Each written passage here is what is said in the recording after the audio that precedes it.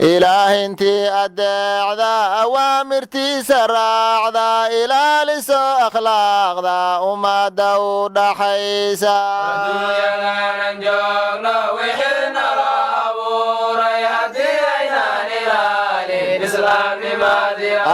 way baqdiin ilaahay baa leh ballantayaan la baajin intaan bannaanka joogno barri ha loo shaqaysto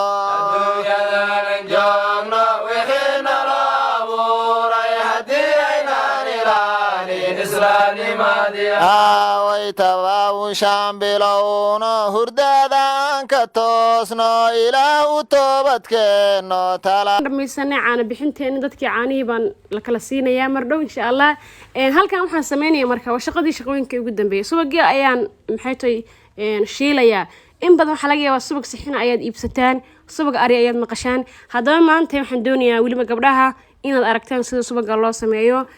subagan hadda u jeedaan hal mar lama lulin ilaa 4 maalmood oo kale ayaa la lulay reerku de ilmo badan baa u jooga caanaha dhiishu ahaantu way iska yar tahay marka ma sha Allah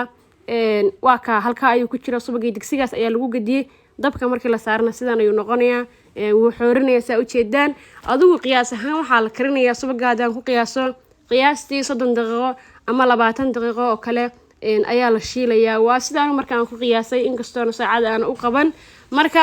waa ka dacaagaasna subaga ayaa lagu shubaa oo meel la suri jiray subaga markuu burcadkii ayaa lagu shubi jiray laakiin hadda caagad ayaa lagu sigidi doonaa caagadii caadiga ah ee afarqaada iyo saa u taqaanid ba saddex leh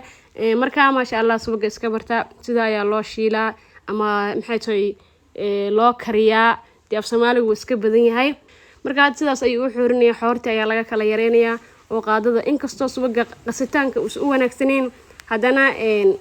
xoorta badan ayaa laga kala yareenayaa marka qaybtii koowaad waa kana markii uu soo karay waxa laga gurayaa xoorta laga gurayaa yani xoortii uu soo xooriyay ayaa xoortii baa laga gurayaa dabka lagu celinayaa wili heerkii la rabay in marka caanooyada ay subaga la kala saaro ama caanaha ay subaga la kala saaro ma uusan gaarin laakiin xoorta badan ee marka soo kortay ee u diiday inuu karsamo ayaa laga kala yareenayaa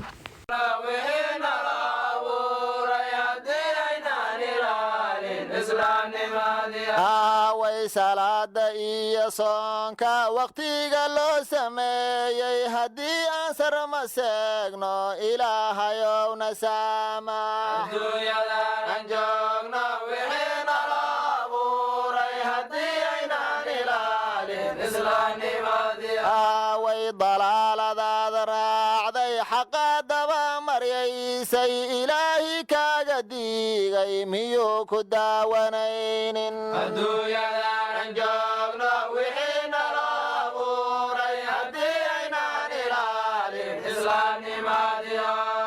balaalada aad raacday xaqa daba maryaysay ilaahi kaaga diigay miyuu ku daawanaynin adduunyadan joogno wixii nala abuuray haddii aynaan ilaalin islaamnimadii dhaqaalahaadun raadin sidaa qofaan dhimaanayn dhankii cibaadadaada xaggeeduga dhaqaaqday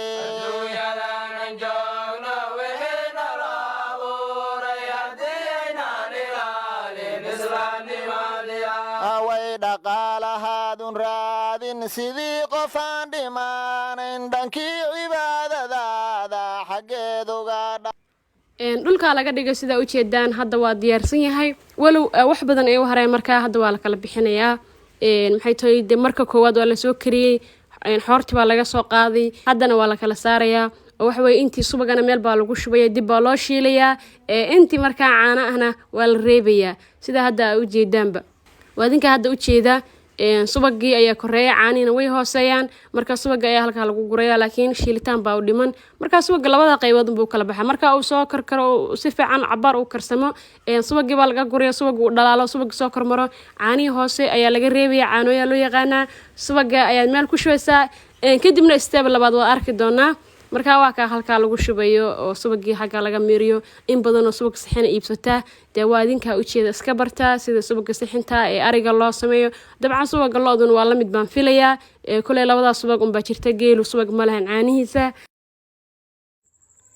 qaybtii labaad waa taa la shiilayo markii caanoyadii laga soo bixiyo ama caani laga soo reebay ayaa haddana dib loo shiilayaa si uu u qalalo yacni si fiican uu usii shiilmo caanoyadina waa tasaa caani laga reebo weeyey markii la kariyey